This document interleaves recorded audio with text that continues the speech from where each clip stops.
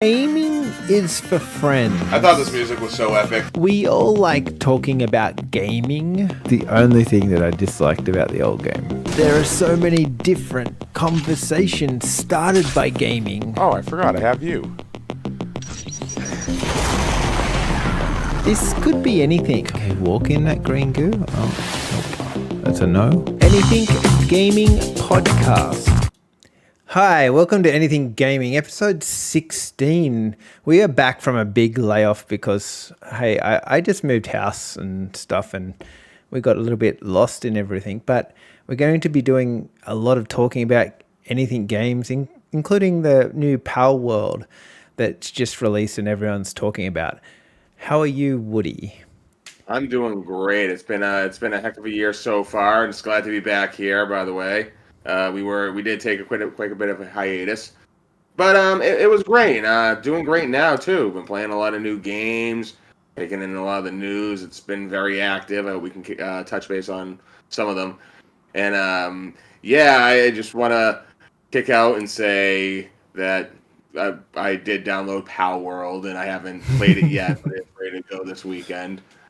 So we'll definitely be talking about that, and I'm currently going through RoboCop 2. I hope that we touch base on that as well.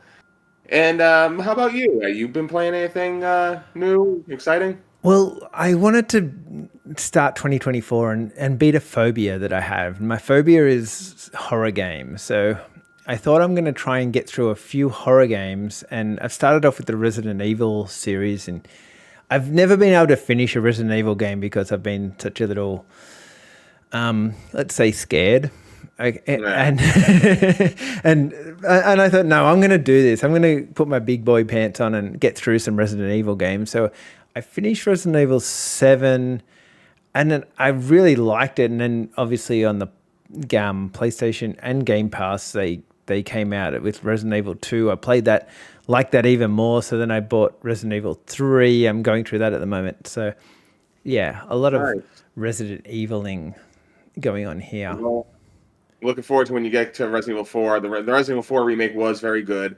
And Resident Evil 8 Village also. Resident Evil's been on a very good roll lately. I would say the only weak Resident Evil to come out lately has been 3, the 3 remake. And even that game was fine. It was a very good game. I just don't think it really touched the other games. Kind of funny because that's kind of what the original Resident Evil 3 didn't do either. So I guess this repeats itself there. Well, I don't like 3 as much as I did 2, but there's bits of it that it kind of fills in some of the blanks in 2 that you wanted to find out about. So that's what's kind of fun about Resident Evil 3. Because, correct me if I'm wrong, it's the prequel to 2. You are right, but you're only half right. It's actually both the prequel and the sequel. The prequel part is how far have you gotten into Resident Evil 3? I've just changed over to the other guy now, so I figure I'm about halfway through or something. Sure, if I remember correctly, and I know this is the way it is for the original one, it takes place 12 hours before the events of Resident Evil 2, and 12 hours after the events of Resident Evil 2. And that part where it's incapacitated, that's the break right there. So yeah, that's why you go to the police station, and it's before Leon and Claire do their thing. Yeah. Okay. So I'm just going into the police station now. So I don't know. Yeah. So but yeah, I like it how it kind of ties into the other guy that gets bitten just as you see the other side of him actually getting bitten by the zombie, and then he goes into the police station to meet Leon, but you don't see Leon. It's like, this is cool. So it offers a different perspective. Yeah. And that was an appeal for the original Resident Evil 3 as well. Really, the only thing I don't like about the Resident Evil 3 remake is whereas the second one really adhered to, like even the police station, it's almost the exact same map. They changed some stuff, but it's the same beat. The sewer part, it looks completely different, but then it's the sewer part. Then you can do the underground testing facility part, so it follows that, it adheres to that. With Resident Evil 3, they actually took out a lot of stuff. Like there was this whole clock tower sequence where you had to fight this worm in the ground, and it was a cool sequence in the game. They didn't put it into the remake, and I was like, I didn't like that, but it's still solid enough. Yeah, No, yeah, it was definitely worth trying out if you haven't played any of the Resident Evils. Go put a comment in it if you are changing, like if you've done them all, what your favorite one is, all that kind of stuff. But I really wanted to go to Palworld. I wanted to start hard this year. I wanted to go to Palworld too. I wanted to go and really upset some people because there's a lot of fans of this game, and I don't know. I don't think it needs. Let me have some exposition here, real quick. As far as I can tell, because Palworld is still fairly new. I don't even think the game's 2 weeks old right now, and it just came out. From what I've heard, it's Pokemon with guns. I guess that's the cliche, the trope. And some people, well, a lot of people actually love it, and some people do not love it. Well, I don't know about the game. I'm just attacking the developers straight away. That's where I'm going with this. Okay. All right, back away. So, what do you know about these developers? Like, do you have any kind of thing about these developers? They're from Japan, right? Right. Yeah. They built this game on a $10,000 budget. Which is a nice little, very small budget. They couldn't actually use Unity, or they had to swap to a different game engine because they couldn't make it work on Unity. They had to make it on Unreal. They didn't even build the models for the game. They got some kid out of school to build that on his weekend. You know what I mean? Like, it's okay. So it's got all the makings of a like underdog come good story. What I don't like about the game is, what's your most hated development studio? Development studio? Or publisher? Oh, publisher? Oh my god. That's tough. I know. I've got. It's tough because, like, I mean, I'm trying to think of a gaming publisher that I don't like enough that I wouldn't buy any of their games. And, because, I could say, well, EA sucks. I have EA games. Activision sucks. I have Activision games. But I would say that they're the two that most gamers would go through and say, yeah. Right, yeah, one of those two. Yeah. And that's what I don't like about this Palworld, that it's made by this Pocket Pair, is it the company that made it. And they're clearly just trying to make a game that is about making money. It's not about making an interesting game or a fun game. They've just gone, okay, what's a popular game? Pokemon. Let's throw some guns in there and make some money. Their attempt at doing this before this was they made Craftopia, where they were trying to do something like a spin on Minecraft. So basically, we're funding some company that's just trying to make money. They're not trying to make good games. They're just trying to make money from games, and that's where I don't like it. So even if the game itself could be a phenomenal game, just like the launch pad for the game, just like the goals, the ideas, the objectives are so rotten that you really don't want to support it. Yeah, that's where I'm at. Like, I think that they're just trying to make money. They don't care if people. They obviously care if people play the game because they want to sell lots and lots of copies, and they've made millions.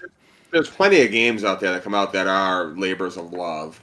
Yeah. But it's not like Palworld's the only game out there that is like a blatant cash grab. No, that's true too. So, but at the same time, like you said, because it's just such like it's almost like a feel-good underdog story about how these game developers came about and made this game, as opposed to, say, the AAA soulless game that has all these people work on it, and once again, they're making it to make money. Yeah.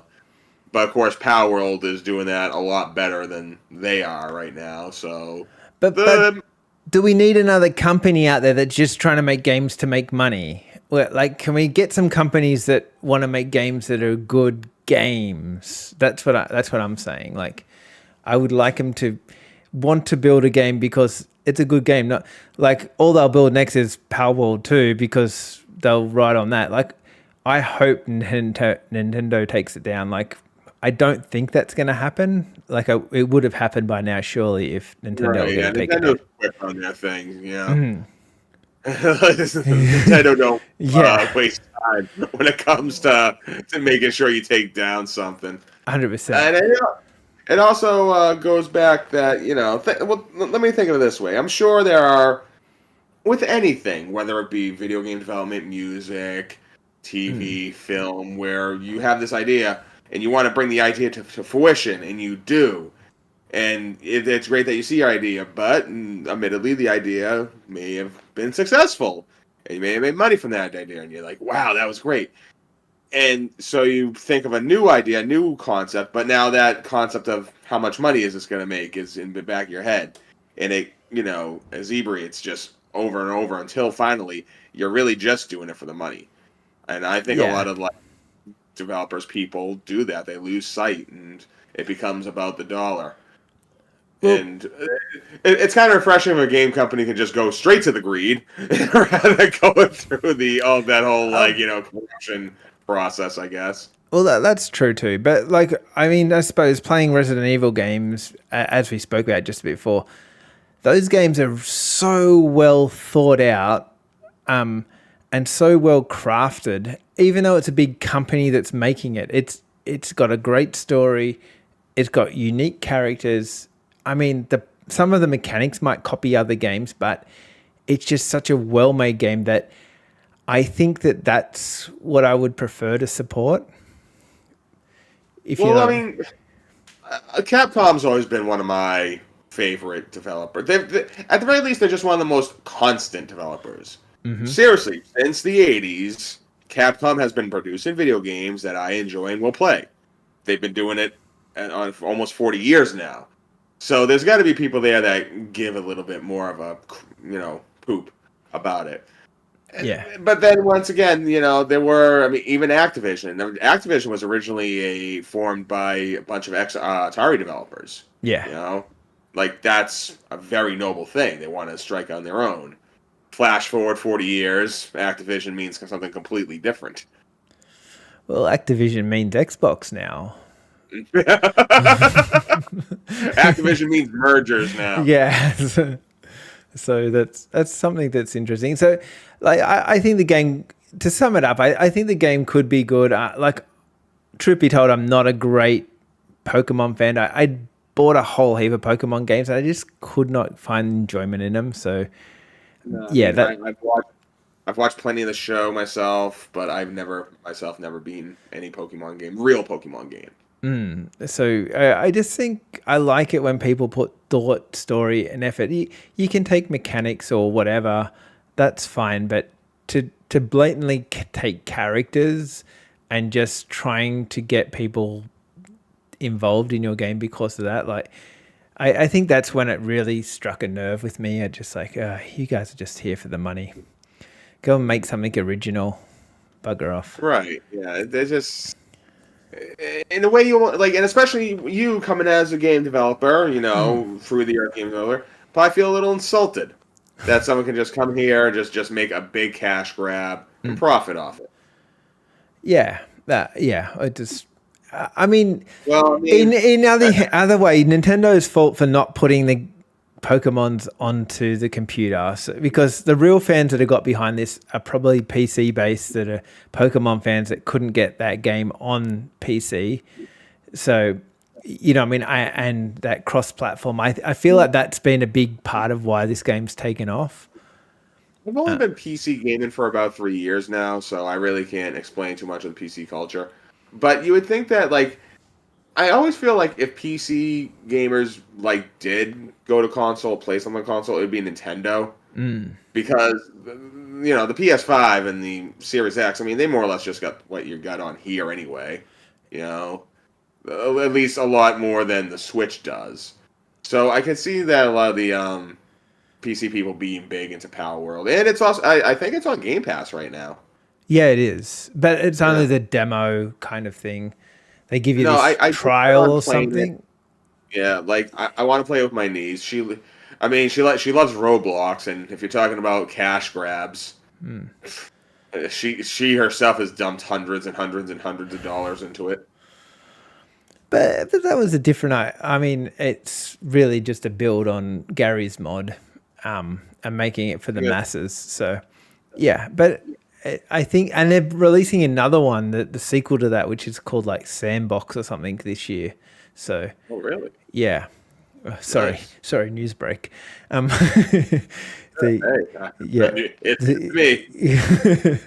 but yeah, but anyway, Palworld, it might be a good game, but I don't want to give money to people like that are going to just change it in. Their next game's just going to be about making money, not making good games, and hopefully that brings them undone. Yeah. Speaking of strange money, or things just for money, we're now on the eve, as we speak right now, of the release of Suicide Squad: Kill the Justice League. A little bit of controversy going into this game. I've been, looking at it because I love the Arkham games. Oh, and me too. You might, want to give me one across the forehead for saying this. I enjoyed Arkham Knight. I thought it was really good. I love the Batmobile sections. So it wasn't the strongest one of the trilogy. Technically, it was the weakest one of the trilogy, but it was still solid. So I love the series, and I know that's the team, or at least the name of the team that's working on Suicide Squad. But I got to tell you, from what I've seen, heard, and read, I am just not excited for this one. I was excited for it when it was first announced, and I thought, oh, when can I buy this game? I was really into it. But the thing that turned me off it was more the release of the last thing that they released. What was that? The Knights? Gotham Knights. Gotham Knights. That was one.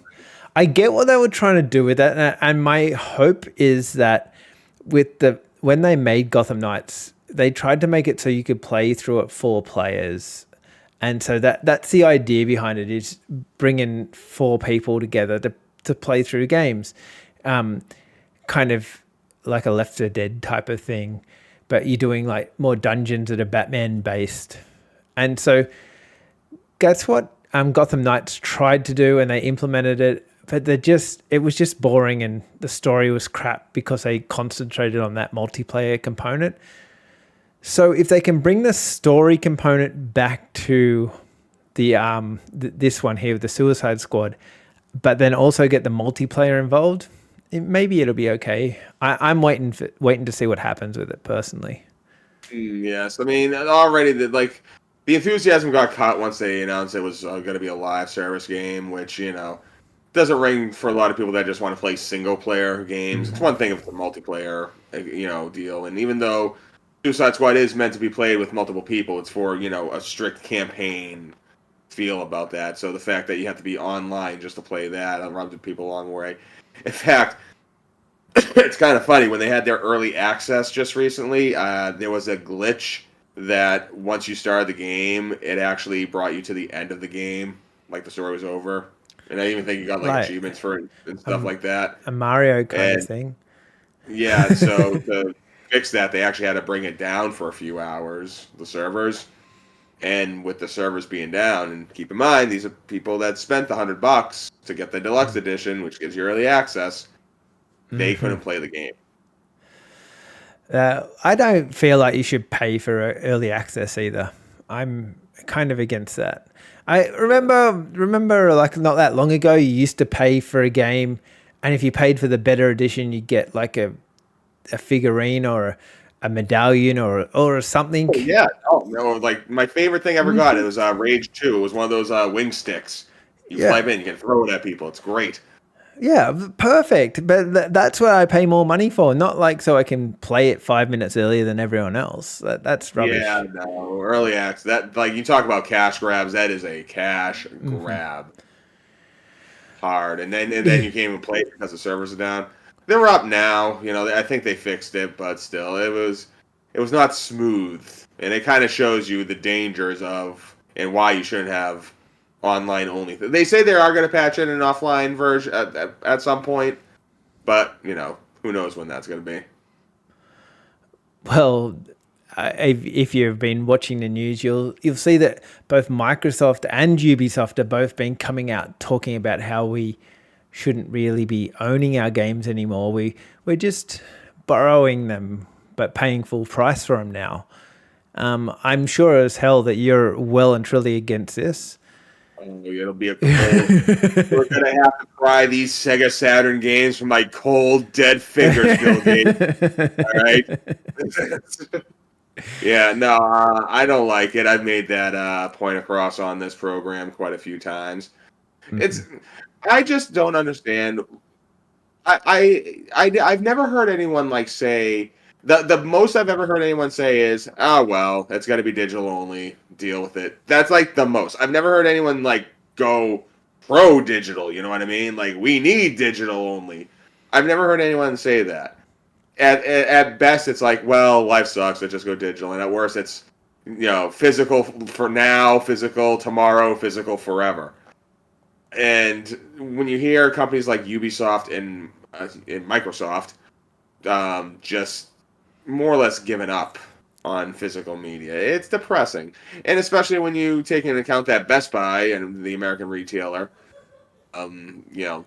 cameras, phones, TVs, video games, used to be video games, but they're taking out the physical media there. And even Walmart is getting rid of their physical video game media. And I think they might be getting rid of like the DVDs and Blu-rays as well. Well, that's where GameStop's going to come to an end, or EB Games if you're in Australia. Like those just selling that, they're not going to exist. No, well, I think that the outcry for physical media is enough that there will be physical media still, but it's going to be very niche. It's going to be, I would say it's going to be like what vinyl was like 10 years ago, or maybe even 15 years ago, where it exists and you'll see in the store, but it's not going to be as prominent. You're mainly going to have to get it by online means. Just order it online. Well, I've got two things that are going to counteract what you're saying. Number one, have you ever bought a physical game now that you've put into your console and not updated straight away? Yes, but even that's not a good example because it was a Switch game. Switch games normally are they're not too bad. As far as the big boy systems, no. Every single one is having to update, do this, do that, patch, bug, all. And that's what I so you can see that even if you buy the physical games, so I think if I bought some of these games with a physical copy and I brought it home, I don't even think it would run on my system if I didn't update it. Well, it depends on the game. Like I was talking about RoboCop. RoboCop could easily play off a disc. It is not that taxing of a game. There's no way. I want to see actually, now I'm curious. After this, I'm going to look at the install space because it can't really be that much. Mm-hmm. But if you're trying to play something like Grand Theft Auto 6, you know what I mean? Like, who knows how big that's going to be? That might not even be coming out on physical media. Maybe it won't be able to. And that's the thing. They're making these bigger games, but if a game's not that big anyway, might as well throw it on a physical media, especially if it's a retro game or a retro styled game. True. And then my other counterpoint to this was, how long ago do you think I haven't seen a PC, brand new PC with a disk drive in it for the last 10 years. Longer than that for me. Yeah. No. The PC I got, I have to. I mean, I could get the part for the disk drive, but no one does. No one does. Yeah. So I was like, I don't need that.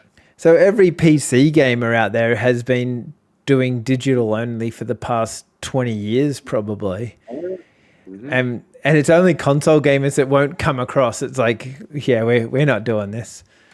Right. So it's just another divide for the PC mass race console, proletariat discussion.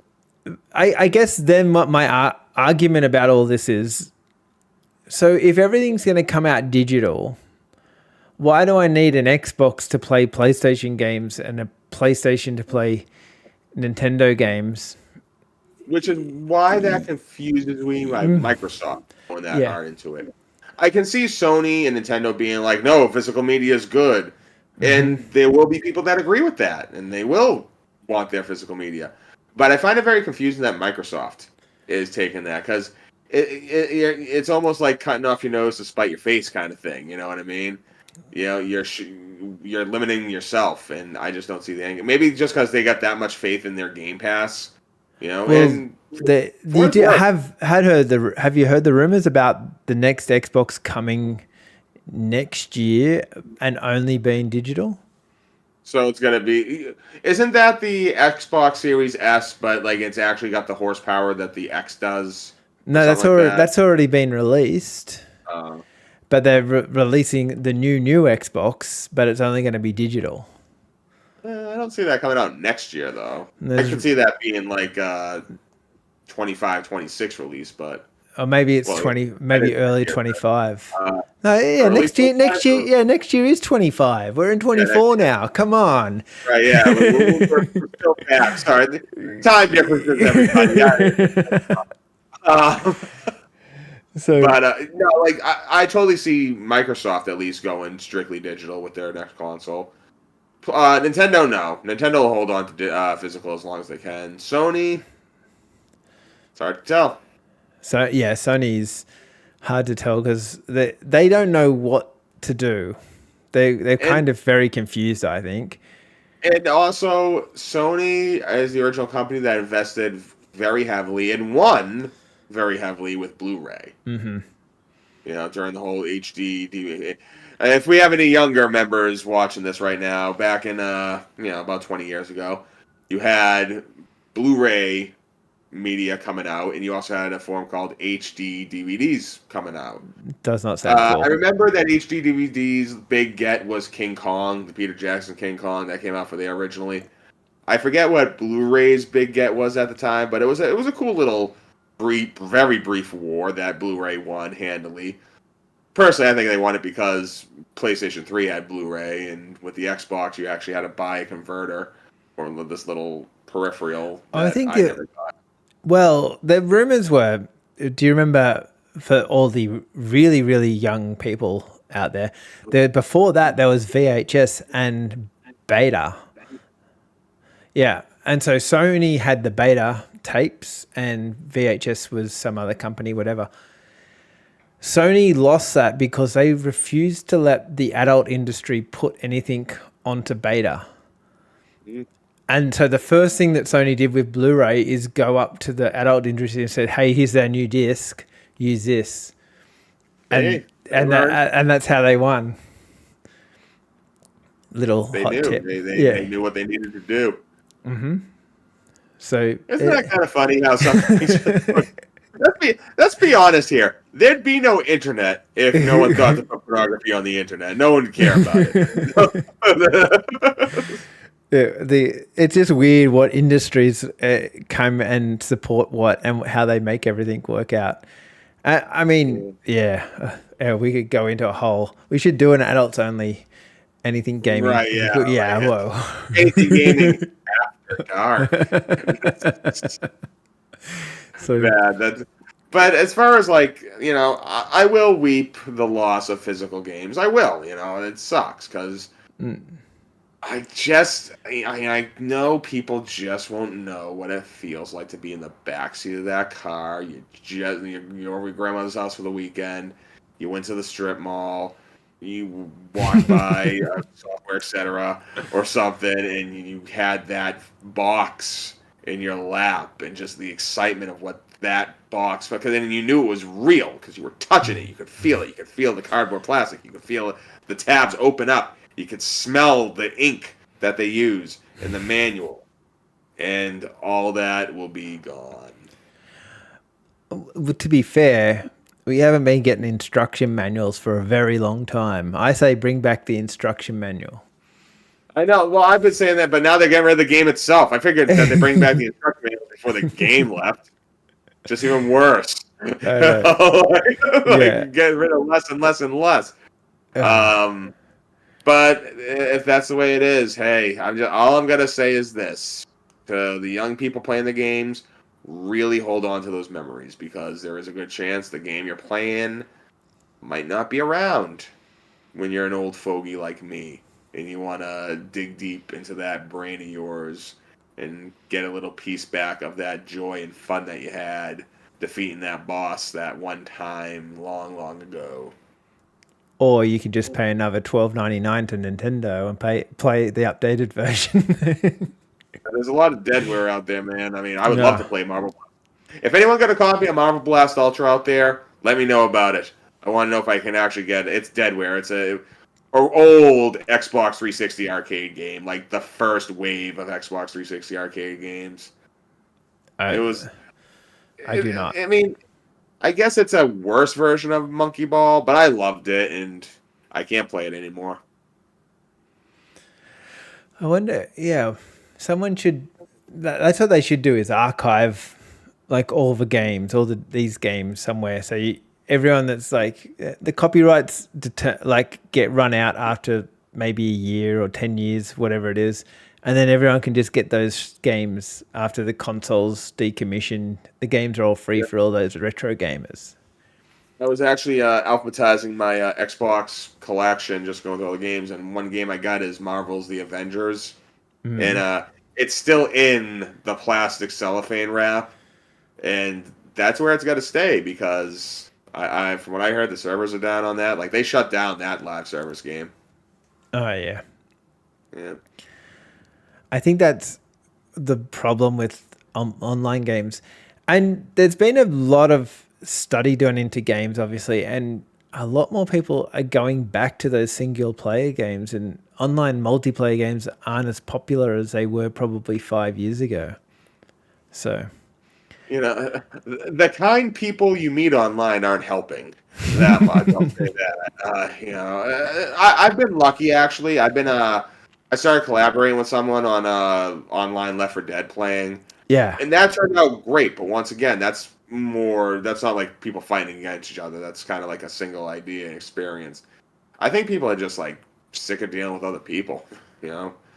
This, you know, like the trash talk and all that, and they want to go back to the focused story. And why not? I think there's room for both, honestly. I like, that's the one thing I think the video games have that movies don't have anymore. I mean, every movie that comes out nowadays is just about a remake. I think 9 out of 10 movies are remakes of movies that were made in the 80s or 90s or, you know, 60s, whenever they were made. And they just remake them over and over again because they know that they're going to sell tickets to go and see that movie. I'm kind of like the same. Video games don't do that. They do it remastering and releasing some of them again, but we've still got a lot of really original ideas. Well, I mean, let's just say, okay, let's just say if you remade a movie today of a movie from like the 50s or 60s. Even though the film itself maybe it's not in color and all that, it's still a film. You'll still be able to get out all that. Going from Resident Evil 2, 1998 to Resident Evil 2, 2019, all you're remaking really is the characters and the setting. Everything else is completely different. And I think video games are better at remaking their stuff than movies are, really, because of things like that. Yeah. That's fair enough. Well, let's move on to some PlayStation news. Just like an hour ago, before this show started, we started recording, PlayStation named all their games for this year or that are coming out next year. Their first state of play talk. Was there anything really that grabbed you from this list of games that we saw there? Quite a bit grabbed me. Before we get into like some of the bigger stuff like Silent Hill, one thing that grabs me first of all, and this is one of those games that I want to try, I want to play, but it was just so out there. But it looks like they're working on a Death Stranding 2. Yeah. Did you play any Death Stranding at all? I played the first one about, I want to say I got about a quarter of the way through. It's quite a large game. It's a very open world game.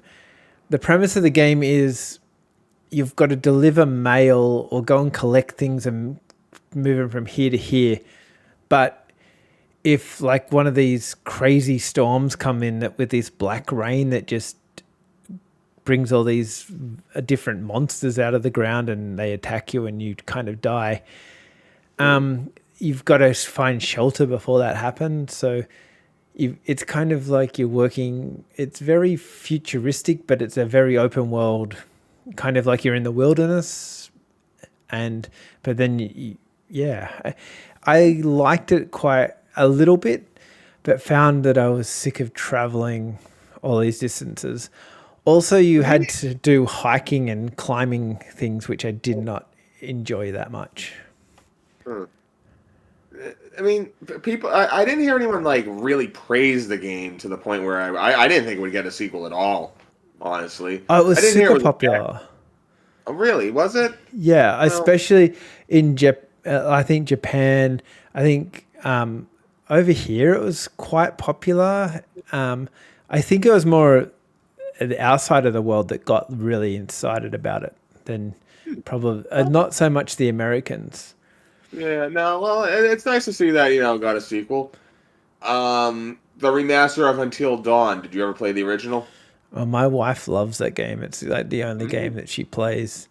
So I'm interested to see her take on that one. I did not like it. Like I said, I've just beat my scary phobia this this year. Okay, so maybe I'll play through it. Phobia. Then I mean, Silent Hill 2 remake. That's pretty significant. Yeah, I never played the first one, obviously, because of scary phobias. Yeah. Like Silent Hill 2 it's one of those games that it's out there. I didn't appreciate too much the first time I played it. I kind of took it for granted because everything's just a video game then. But once you play it now, you're like, wow, this is deep, and just like the imagery, the dialogue, the combat in the game. The combat in all the Silent Hill games have never been the greatest, but it was always competent. And the puzzles always got to me too, so that was fun. And I guess there is a new Silent Hill release out right now. The short message. Short message, yeah. I have no idea what it's about, what it's like. So I hope to. That's our homework for next week. Do you think that Silent Hill, because that was traditionally in a top-down kind of person view, do you think they'll move to like a third-person or a first-person view? I think it would be better if it just went over the shoulder.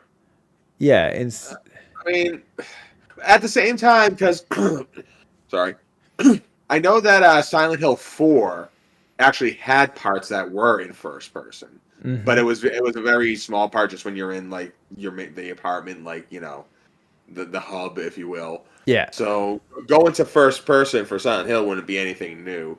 Either way, it would work, but they will have to tighten it up. But you can't tighten up too much, because another appeal to Silent Hill was the fact that it wasn't just another shooter or anything like that. That every fight felt like it was life and death right there. Not too hard, but you're playing as someone who's not used to shooting a gun and hitting something with a stick. Yeah. Okay. Yeah, like I said, never played it, so I might be able to take it on now because of my phobia is gone. Dave the Diver is coming to PlayStation. I played that on a computer. It's a good game. It's a very, very popular game. Have you played Dave? The only thing I know of David Diver was the controversy that arose at the Game Awards that was listed as best indie game. Yeah, right. And it wasn't an indie game. Yeah, and people were saying it wasn't an indie game, and then it became like a discussion on what is and what is not an indie game. To me, an indie game has less than 5 people in the studio. So the indie game is dependent on the developer, not the publisher. Correct. Okay, all right. But that's all I heard about it. I did hear about its popularity. People did enjoy it. I think that game also got popular, then picked up a publisher, and then grew like another set of legs and went to another level. So that might be a bit misleading about when they were published and stuff like that too. Most independent people release their games themselves, so that would be another criteria that should take on that. Interesting to see another Sonic game, Sonic Shadow Generations. Have they hit any of these Sonic games lately? Yeah, Sonic Superstars. I picked it up. It's good. Frontiers. Oh, Frontiers. I like the music. No, like Frontiers is fine. It's just so. I feel like I'm just running around in Frontiers. I mean, I guess it's Sonic. Maybe that's the thing to do, but there's no goal. There's no destination. It's like collect this MacGuffin. At least with Sonic Superstar. I've always felt that 2D Sonic is best Sonic. Yeah, and I enjoyed Adventure 1 and 2, and I even enjoyed Frontiers, but not nearly as I enjoyed like Mania, or obviously like CD and 3 and Knuckles, stuff like that. So to see Sonic Superstars be just a nice 2D Sonic game was very refreshing to me. Yeah, okay. So if they can do that with Sonic and Shadow, sure, great.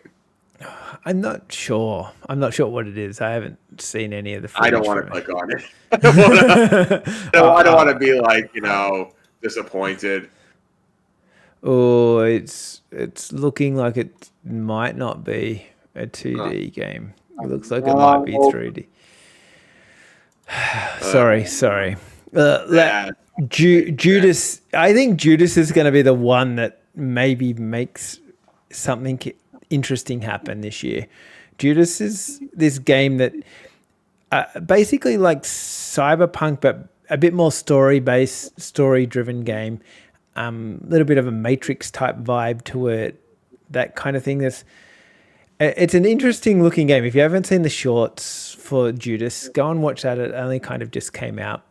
Well, I only dropped the trailer an hour ago, like I said. But yeah, it's worth having a look at. Admittedly, from what I've seen, I know it's gotten a little bit of its own controversy going, but I'm interested in Foam Stars. I want to see how that game is. I mean, I've heard the Splatoon's, similarities, but I enjoyed Splatoon. So if Foam Stars can offer that too, yeah, heck, I'll try that one out. I'm not. I had never played Splatoons, okay, so I probably should play that first before I judge you. Well, at the same time, like they're saying, it's not like Splatoon. Like with Splatoon, the goal is to cover everything in your paint and you win. Whereas with Foam Stars, the painting function really only serves as like transport between the level. So it is, fundamentally different. Just looks similar. But it looks like a lot of fun. I mean, if I was going to play a multiplayer, I tried the finals recently. That was all right. So this might be my next multiplayer go. Okay, so I bought a game a while back on PlayStation 4 called, it was like crayons. So it was like Splatoons, but imagine like Tony Hawk mixed with Splatoons. Is Splatoons like a fast pace where you're skateboarding everywhere or rollerblading? It is fast paced. Yeah, what you do is like you don't rollerblade or anything like that. You travel in like the paint that you real quick. So the more paint you got, then you can just travel right through. Okay. That's really how you travel quickly. Yeah. Well, this game here was like skateboarding or maybe it was a scooter. I can't remember. And you had this paint and it would shoot out the back and you could paint things. Anyway, it was the only game that I've never been able to trade because I took it into my local EB Games / GameStop, depending on where you live in the world. And they would not give me any money for the game. They said they would not take that game in. So I had to throw the game out. Oh. Man, that's rough. Well, yeah. I should have kept it in hindsight because it's probably one of those games that no one... it's one of those rare... It would turn out to be like the most rarest game on PlayStation 4 or something like that. Right? And everyone's like, it's like you with that other Xbox game that you couldn't find, and everyone's in 10 years chasing this one crayon game because they can't get it. Oh, right, crayon game. Got it with the manual. It's great. Yeah. There's one in landfill somewhere. Sorry, world. And Helldivers. I never played the Helldivers 1, so I'm not even that excited for Helldivers 2. It does look pretty cool, but I'm not sure. Yeah. Helldivers looks, it looks fine. Did you ever play any of the Metro games by any chance? No, I've tried to, but I just couldn't get into them. Yeah, I mean, same here, but it is nice to see that a VR Metro game's coming. I'm still rocking VR as much as I can. I was playing some Beat Saber recently. So any more VR is good VR for me. I'm just not sure what VR to purchase. Like, I know you've got the PlayStation VR. I got the PlayStation VR 2 and I got the Meta Quest 2. Yeah, so I'm leaning towards the Quest, but I just can't commit.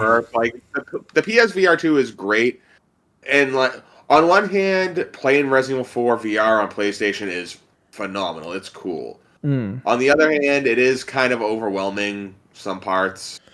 Scarier. More, because the part when like you're in the village and everyone's coming after you, doing that VR is quite intense. Okay. And so that would bring back my scary phobia. Oh, yeah. Okay. Right.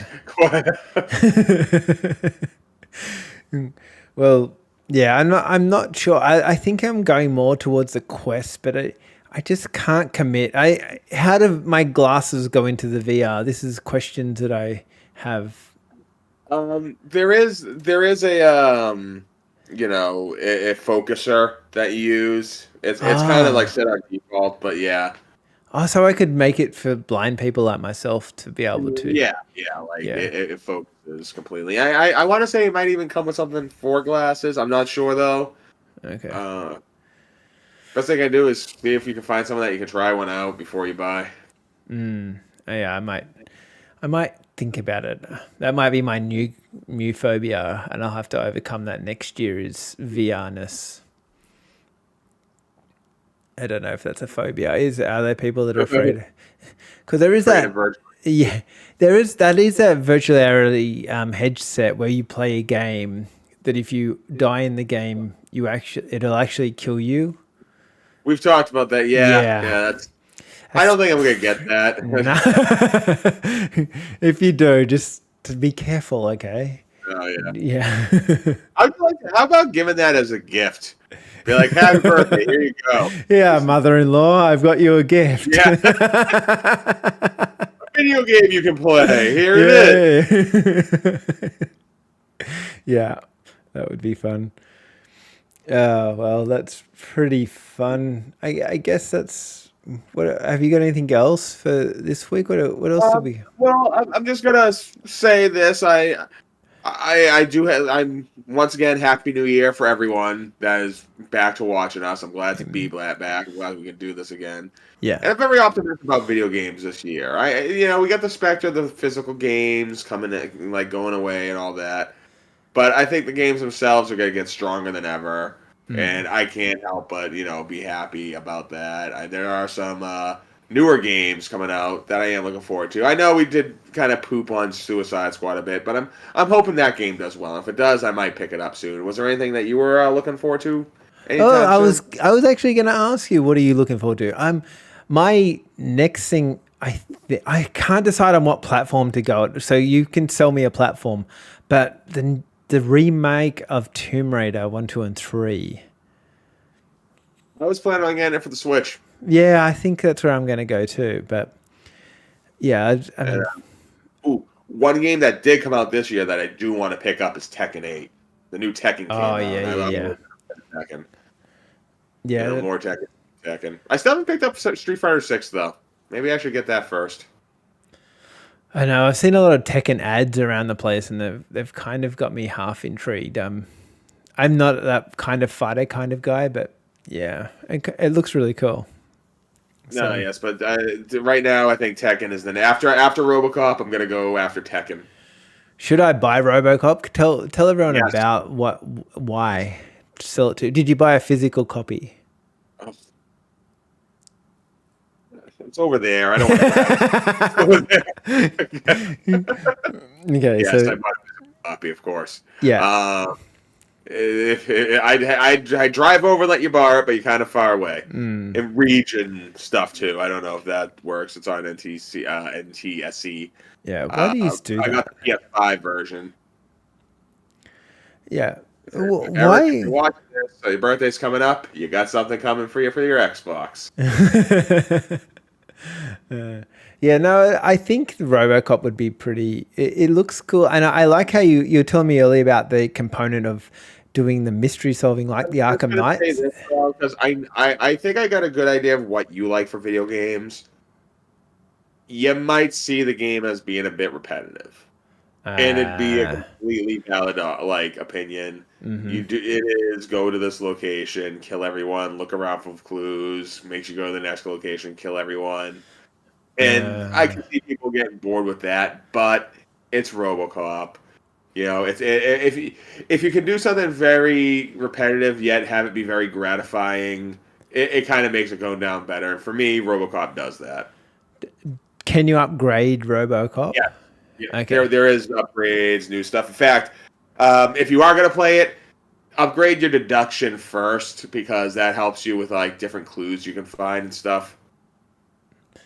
Little pro tip, something I wish I did first start of the game. What guns and that can you get with RoboCop? Can you fly yet? I haven't found the jetpack yet. I don't know if the jetpack's in the game, but I'm hoping it is. As far as the guns are actually kind of weird because it operates a very Halo kind of thing where you can even less than that because you can only pick up really one main gun at a time, whether it be an SMG, machine gun, all that. But you always have your pistol. And anyone who's watched the RoboCop movies knows that RoboCop has one of the greatest pistols in movie history. It's a 3-shot, like this huge thing. It's a pistol, but it's RoboCop's pistol, so it's like this badass gun. So most of the time, you're just using that anyway. I think my biggest, now you might have to block your ears, but my biggest dislike of RoboCop was he was always so clean. Like whenever I watch the movies, he never even got a scratch on him kind of thing. Like, does he, in the game, does he have like take a little bit of damage and look a little bit worse for wear from time to time? You know, it's funny that not really because I think in the game you can actually get different RoboCop skins. Okay. Because I think the one I got doesn't look exactly like the one he has in the movies. It got like these clips on the like here. It looks kind of different. So I think that's just more of like a. Now I'm not that through in the story, and the story does take place, I think, within one night. So towards the end of the game, yeah, he could be a little scruffed up, I think. Yeah, because that's what I'd like to see. That's what I liked about Terminator. I mean, he was always, by the end of the movie, he was a mess. There was like half an eye missing. Like you could see, he has more robot parts than human parts that you see at that point. Yeah, and that's what I was hoping for RoboCop. By the end of the movie, he was just completely half destroyed. But well, in the first RoboCop, he gets pretty messed up, and even the second one, he gets messed up, but it's like towards the beginning of the movie. You know what I mean? So yeah, I suppose the second one, yeah, I guess that's true. But yeah, that's right. I don't know. He always just seemed like such a clean cut guy. He was like that's my reason for disliking Superman. He was so clean. You know, like those heroes that like. You know, Batman's a bit more gritty and dirty. I like Iron Man's a bit the same. Spider-Man can get a bit. Some Spider-Man shows I don't like because he doesn't get too dirty. Spider-Man's like hit and miss with his shows, but yeah, I feel like you want that human element. I guess that's what I'm looking for. Well, sorry. Yeah, carry on. I got nothing. I was going to say, and I just remembered the other game that I was looking forward to is Mario versus Donkey Kong on the Switch. I think that comes out in March. That looks like it'll be a fun one too. I remember the was that DS, like the original DS it came out for? It was one of the handhelds. Yeah. Yeah, no, that'd be a lot of fun. That's like another little niche Mario game that, you know, not everyone knows about, but it's got Mario and Donkey Kong in it, so I'm sure it'll move the needle. I think that one's going to be pretty fun because it's got like more of a puzzle-based element to it that I like puzzle games quite a lot. I think that I'm not sure about how the Princess Peach game is going to go. I haven't looked into it that much, but I love Super Princess Peach. Okay. So I'm kind of hoping it's just more of that. Really, it looks like it's something different than that, which kind of stinks because I thought Super Princess Peach was a very fun game that deserved its own series going forward. The trailers I've seen, it kind of reminds me of something a bit like if you got a Paper Mario and mixed it with Luigi's Mansion type vibe. But then you turn the difficulty down to like super easy. That was one of the issues with Super Princess Peach. It was a very easy game, very easy. It's almost like a platformer for beginners. Yeah, I feel like that's what it's going to be again. I feel like it's definitely appealing to those people that are probably new to games. Maybe like Yoshi's Cardboard Yoshi, whatever the Yoshi one was. Yeah, like Yoshi's Island game. Not Yoshi's Island, Yoshi's Story. That was a very easy one. But they're great for kids, don't get me wrong. That was the game that got my kids started on video games. So we need those games. Yeah, the trains the next generation. Yeah, that's right. Train them up. They'll buy it all digitally. Yeah, right. Yeah. they won't know the smell of an instruction manual. I mean, the only reason that I love physical copies is because I can trade it and get some money back. That's my worst thing with digital games. Like just to finish, let's just finish on the digital game kind of. Probably also I'll miss physical games, but the way I see it, I got my stash, so I represent physical media enough. If you could only keep 3 of them, what are you going to keep? My Mega Man 2 game cartridge for Nintendo. Mm-hmm. My Doom for the Super Nintendo. I always go. I could say my Ken Griffey Jr. because that has all these West Coast video stickers on it, but I'm not going to do that. I would hold on to my Mega Man 5 because that's my most expensive physical media. Actually, it would be my Silent Hill 1. That is my most expensive physical media of anything right now is my Silent Hill PlayStation 1. Well, how much? Green Label. I think it was going for $160 last time I checked on GameBuy. Oh no! Seriously though, if you went to a game store and they'd probably be asking for $250. Okay. Yeah, you always got to kick it for what they would ask for it. If you were selling it yourself, then you got to take away money. That's always the way. Because it depends on how fast you want to sell it, really. Right. Yeah. No. Yeah. I mean, the Doom I'd keep because I got Maximum Carnage as well for Super Nintendo, and that's also red, but that's my favorite red cartridge for Super Nintendo. It looks cool. And Mega Man 2 I'd keep just because that's my favorite game. If I could be buried with it, I'll probably end up being buried with my Mega Man 2 cartridge. You probably will be.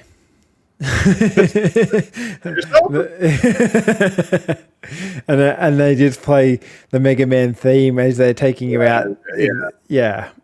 It's like when he goes up from the opposite. Yeah. Oh, and then I don't know. Is there any sad songs in Mega Man though? They're all happy songs though. The intro song's a little. Oh no, there's the song. The ending of the Mega Man 1 is quite sad because he's walking, and the snow's changing, and it's like this do do do do do. That's the song. You're thinking of wow, the adventures that I just went through, fighting all those robot masters and go to Wily and smack him in the face. And now I'm just walking, reminiscing about that until the next time I got to fight a whole bunch of people.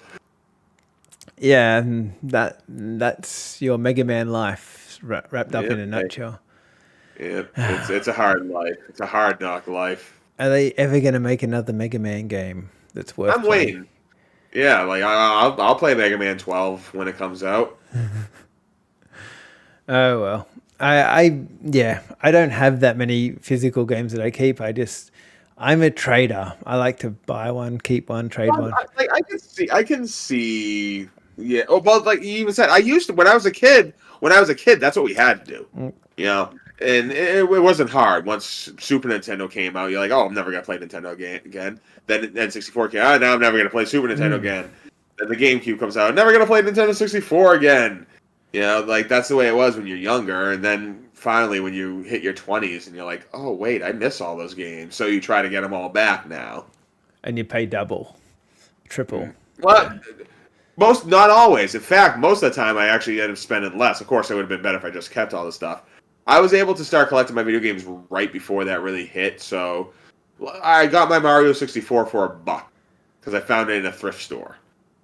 You know, and I want to say go to any retro store here, at least around here in New England. I think they're asking for $70 without the case, just the game cartridge. I did, yeah. Wow, it's just too much. Like my copy of Mario RPG, that was actually gifted to me from someone I work with because they, mentioned video games and they were getting rid of their stuff, and they're like, "Here, you can have this. I'm not playing anymore." Wow, great. Yeah, I went to a retro store. I think they're asking $1, about 140 for it right now. I think it kind of upticked because the remake came out, so people are interested in playing the original. Yeah, that always happens. That's always the way it happens. Mm-hmm. Oh, well. Well, if you've got any comments on what we should talk about next week, it can be anything gaming. Put it in the comments. Yeah, that's the Anything Gaming podcast. You're signing out anything, Woody? I'm just going to say I'm looking forward to the rest of 2024, and I hope we have a good one here at Anything Gaming, the place where we talk about anything gaming. See yous.